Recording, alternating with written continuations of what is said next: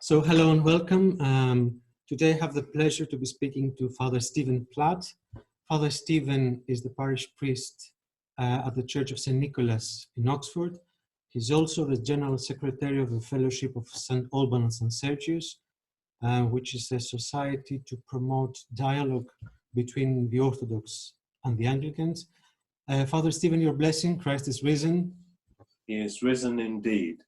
And thank you very God much. bless. Thank you. And thanks very much for participating in this series of discussions on the topic of the resurrection during this pandemic that we experienced. But before starting talking about the resurrection, I'd like to make a step back a bit and talk about the previous period, as in the Lent and the Holy Week. And I'd like to begin by asking you, how did you personally experience this year's Lent and Holy Week? Yes, for us, Lent and Holy Week were a completely new experience during the evolving situation of the lockdown to protect against the pandemic here. Our events in the United Kingdom came a little later than in Greece, and I'm afraid to say that here we didn't take action quickly enough, I suspect, in dealing with our situation. When Greece was already in lockdown, in England people were still going to the races. I wasn't going to the races, but I know that this was part of people's experience. We began to realize that our churches would have to close around the middle of Great Lent.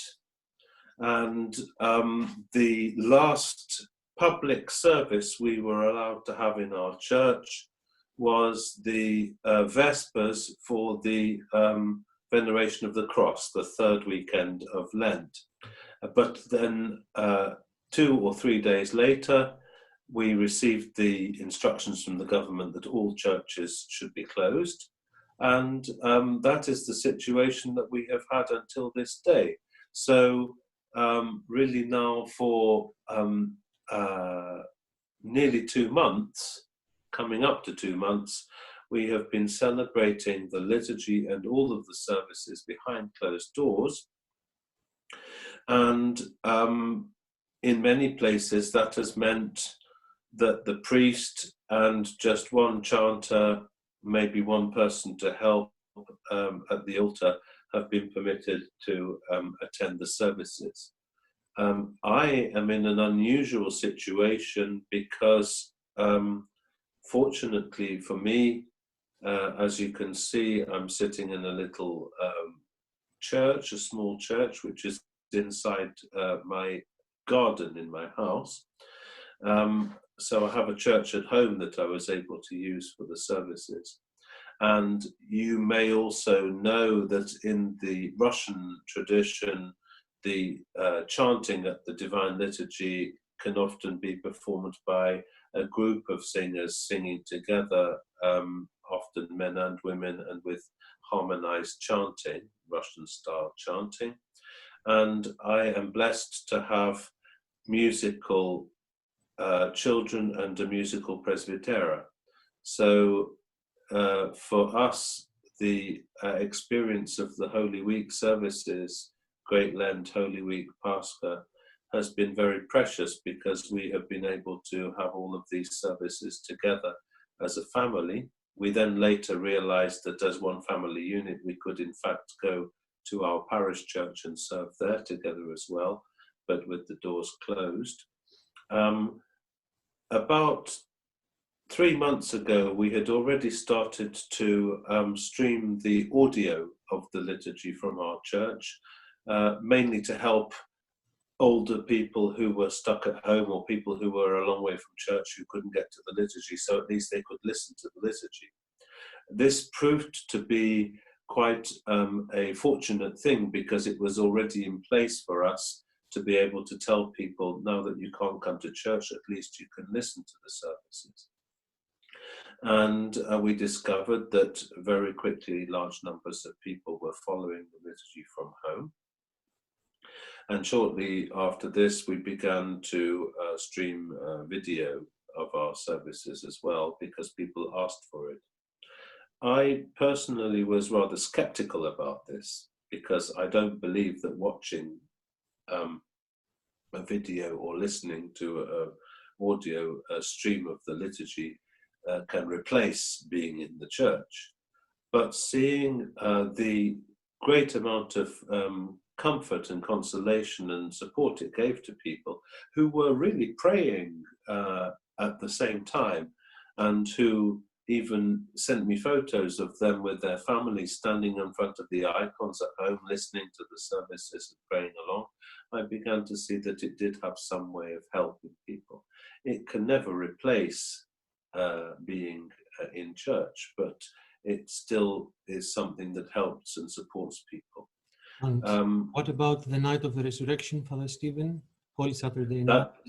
That was extremely strange, very challenging in some ways, but also very wonderful. So, in fact, our church comes right out onto the street and sits between houses on both sides, right up to the church.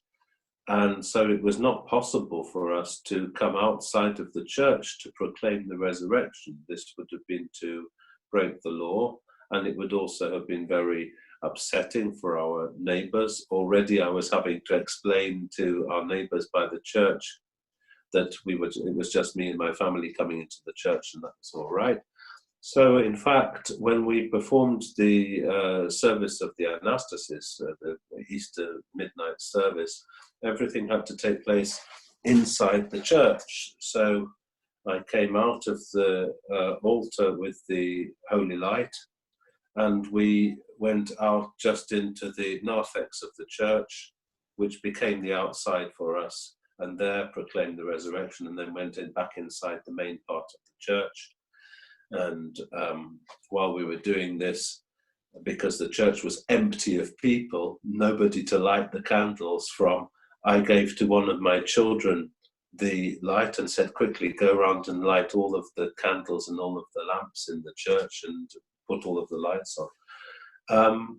I really felt on the one hand that we were not alone, because the icons around the walls of all the different saints really seemed to be the congregation of the whole church, reminding me that the saints and the angels in heaven are always praying with us. And looking up from the altar to the wall behind the altar table and seeing the great liturgists, John Chrysostom and Basil the Great and Gregory the theologian and so on, it seemed as if they were really helping me, looking with their prayers up to the Mother of God. And I realized that I was not alone, but at the same time, to be singing all of the time Christ is risen and have to hear the response in one's heart rather than from the people in the church, and all the time to think what it's normally like in our church. Our church is not a large church, it's rather small, and on Easter midnight, hundreds of people are enclosed in this space, really in like sardines in a can. It's wonderful and rather sad to be there with nobody in the church. And yet, as I was going around the church during the singing of the Easter canon and the Easter hymns, and I was sensing the church and shouting Christ is risen, I made a particular point of standing in front of the camera with the incense, sensing the incense and shouting to whoever was there, Christ is risen, Christos anesti, Christos voskresis. And people afterwards told me how much they'd appreciated this. They said, we were at home looking back at you and we were shouting, he is risen indeed. We knew that you couldn't hear us, but somehow or other in our hearts, I think we could hear one another. Very unusual, very precious, probably a once-in-a-lifetime experience, and I hope it's something that we will never have to do again. Yes. But thanks to God for all things.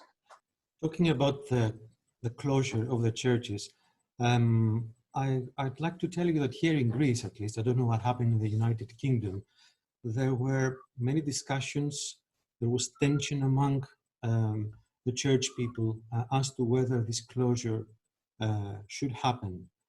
And I would like to ask you, what are, if they are, the sort of theological foundations for this closure? Is there, can it be a Christian understanding of the lockdown in terms of the church services? Yes. I think it's very important to say, first of all, that to my knowledge, in the end, there were no countries where it was not permitted for services to take place in the churches. So, in fact, in all places where there are Orthodox Christians, priests were allowed to have access to their churches and to continue to celebrate the liturgy there. It was only that this was by law something that had to take place behind closed doors. So in those places, we can be thankful that at least we were permitted to continue to celebrate the liturgical life of the church. That wasn't the case here in England, for example, amongst members of the Anglican Church. Although the law here in the United Kingdom allowed religious ministers to continue to enter their buildings to have services either by themselves or to record or to stream online, the Church of England forbade its ministers, its priests, from entering the churches. They had to celebrate services only in their own homes. And I know that many of my Anglican clergy friends found this terribly hard, and they didn't understand the reasons for this. I'm not sure that I understand the reasons for that. So at least in the Orthodox world, the clergy were able to continue to celebrate. And we shouldn't forget that even if there is nobody or the absolute minimum number of people in the church during the Divine Liturgy, even so, the liturgy is offered, as St. John Chrysostom says in his Anaphora, for the whole world. The physical presence of people in the church, although we have a requirement for the priest to be accompanied by at least one person, the physical presence of many people in the church is not necessary for the liturgy to have an effect. One can say that in some senses, the priest, when he receives communion, does so also on behalf of all of the people who are not able to be there. One can say in some ways that at the end of the Divine Liturgy, when the priest places all of the particles of prosphora into the holy blood and asks God to wash away the sins of all those he remembered, this is in some way an act of at least symbolic communion or spiritual communion. So there are certain aspects of the situation which are not quite as hopeless as it seems. We have to balance this great sadness at not being able to attend the liturgy altogether with our requirement as Christians to be members of society who are in obedience to those who are given rule. It seems quite clear that when our Lord says in the Gospels that we should give to Caesar that which is Caesar's and to God that which is God's, and that when the apostle tells us that we should obey those in authority and give allegiance and obedience to them, that this is the kind of situation that we're looking at here. It's not easy. It presents us with many painful moments of our heart. I was very touched by something that the Patriarch of Moscow, Patriarch Kirill, said in his address about this matter, that it was perhaps the most painful moment in his life when he actually was compelled to tell the churches, please don't let people come, because this goes against our whole understanding of what it is to be the church.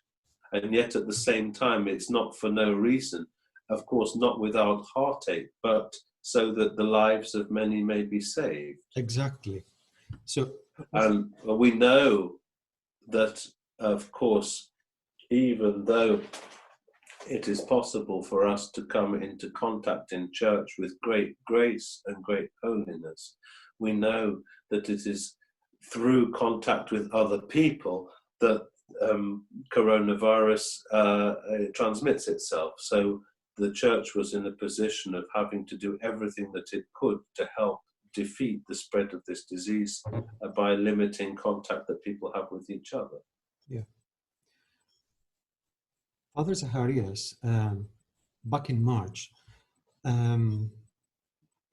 published, I don't know which is the best word, wrote actually, some thoughts. I don't know if you've read them. The Yes. title of this document was Word of Consolation. And there is a phrase there. If we shall not have Easter in the church, let us remember that every contact with Christ is Easter. And indeed, Father Stephen, we did not have Easter in church. Now, how do you understand this phrase, every contact with Christ is Easter? How are we to understand that contact, not in theoretical or abstract terms, but in real life, in practical terms? Could you please help me understand this a bit more? Yes.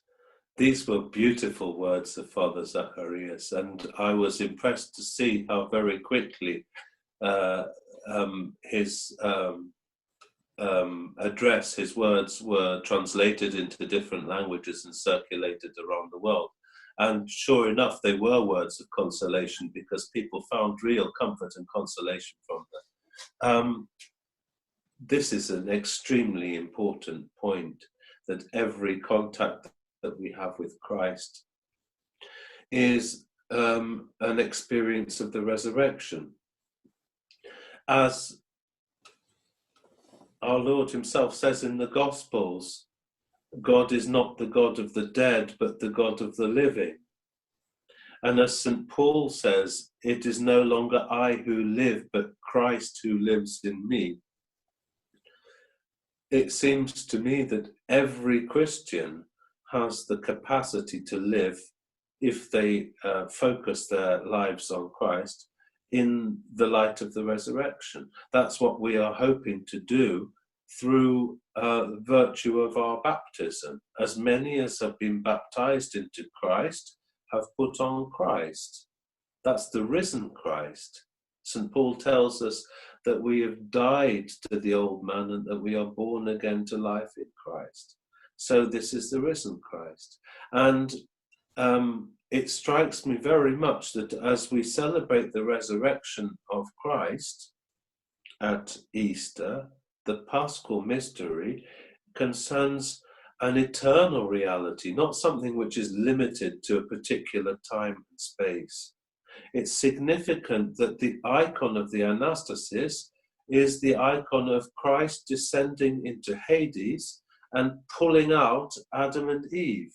This is not a historical event. This is an event that takes place beyond time and space. Christ, if you like, at the moment of the bodily resurrection, which is a historical event that takes place in time and space, is descending into hell and in all eternity bringing up those who had been lying there waiting for news of the resurrection and who desire to be with him. Like we sing in one of the Easter hymns, in the grave with the body and in hell with the soul as God, in paradise with the thief and on the throne with the Father and the Spirit, you are all everywhere present, filling all things, because you are infinite. So I think that this experience that we've had of Pascha outside of the church has been a wonderful reminder to us that we can be in the risen Christ wherever we are. And I would say something else in connection with this, which has to do with the encounter that we have with the risen Christ through other people. Mother Maria Skoptsova, Saint Maria of Paris, the martyr of the 20th century, in one of her writings says, the way to God is through other people. And she reminds us, in particular, when she meditates on Matthew 25, the parable of the sheep and the goats, when Christ says, I was hungry and you gave me food, I was thirsty and you gave me drink, and so on. Mother Maria says in another of her writings, when I appear before Christ at my judgment, I will not be asked how many medallions, how many prostrations I have made before the altar. I will not be asked how many prayers I have said. I will be asked, did you feed the hungry? Did you clothe the naked?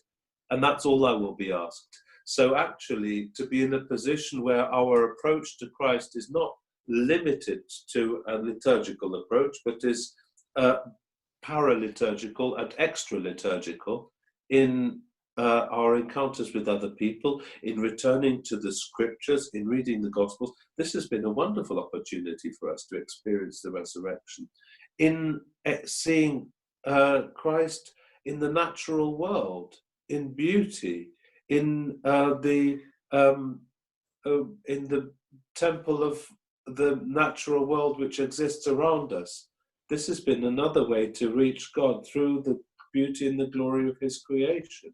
So I think that for those who are seeking to have an encounter with the risen Christ, the opportunity is always there. Mm-hmm. Whether or not one does so in church or in the Holy Mysteries. And for those whose minds are closed to this possibility, it will always be difficult. So God is a God of surprises, and sometimes we have to look in unexpected places to find. Yes. Just listening to what you're saying, another question, which I think will be the final question, comes to my mind, and I'd like to ask this question. We know that the feast of the resurrection, Pascha, is like the culmination of all feasts for the Orthodox Church in particular. Yet, to keep in our hearts this joy seems, at least to me, to be increasingly difficult as time goes by, as days goes by. So the first days after the resurrection, one feels it more intense. But as we go back to our routine, to our daily life, to our stresses, it seems to me that this joy is gradually lost. And especially this year, we have also, I think, an added element of fear for our neighbor, just to remember what you just said before about our neighbor, to approach him, fear for our professional future, fear, I might say, even for our very lives. I mean, in terms of, not get ill, we have especially other health issues. So my question is, how can we keep in our hearts, as far as one can do this joy? Yes, that's a very good question. And I notice this gradual, or sometimes quite rapid, disappearance of the Paschal joy, not only this year, but in fact, every year. And it's been made more intense or more noticeable this year because of our unusual circumstances. I remember once, years ago, when I was the deacon of Metropolitan Anthony Blue in the Russian church in London. In the Russian churches, for the whole of the Great Lent, the church would be covered in black vestments and the priests would be wearing black vestments and so on. At Easter, at the Paschal liturgy, when the priests first appear with the white vestments and everything is full of joy, one lady said to me at that time, I always feel quite sad when we have to change from the black into the white, because when we have, and I said, well, it's something to be happy about. Why so? Oh, but it's so beautiful. And when we're praying in Great Lent, the prayer is so intense and we're so focused. And it seems that once our joy is over, it's gone. And sure enough, it's true. We sing Christos Anesti, of course, for 40 days after Pascha. But for many people, and we say Christos Anesti to each other when we meet one another, but for many people, you can tell that already after 1 week after St. Thomas Sunday, they're getting a bit tired with this Christos Anesti. Whereas in fact, if you look at the example of some of the saints, living in the light of the resurrection is something which doesn't have to be limited to 40 days or 7 days, but is the way of defining the whole life. You probably remember that St. Seraphim of Sarov used to greet people all the way through the year with the Easter greeting. My joy, he called them. Christ is risen. And it seems to me that joy, because your question is about how to preserve this sense of the Paschal light and how to diminish a sense of fear. Because I notice that many people, especially younger people, are very frightened, fearful.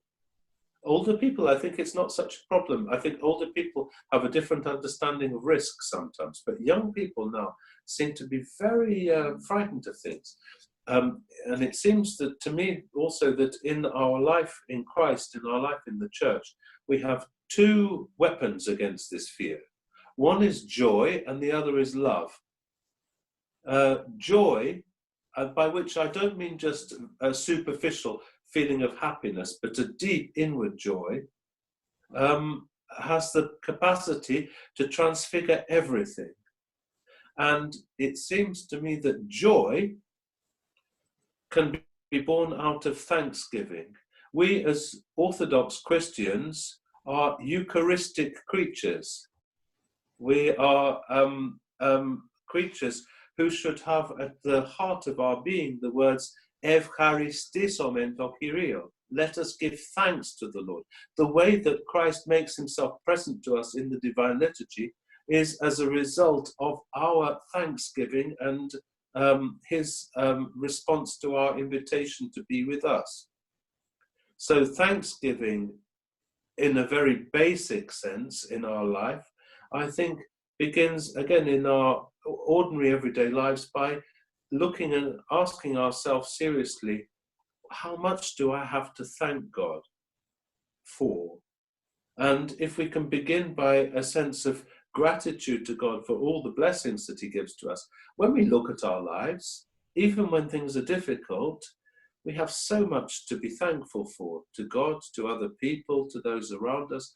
And if we learn to give thanks for what we have, life changes. What about people with overwhelming problems, Father? What about people fighting with depression? Do you know, people who are fighting with depression, this is a real cross to carry. People who are fighting with mental problems, psychological problems, physical problems, illness, this is a real cross to have to carry. And my heart goes out to people in that situation. My experience as a priest seems to show me that very often those who have the heaviest burden to carry are the ones who are prepared to thank God for what they have more than those who have a lighter burden.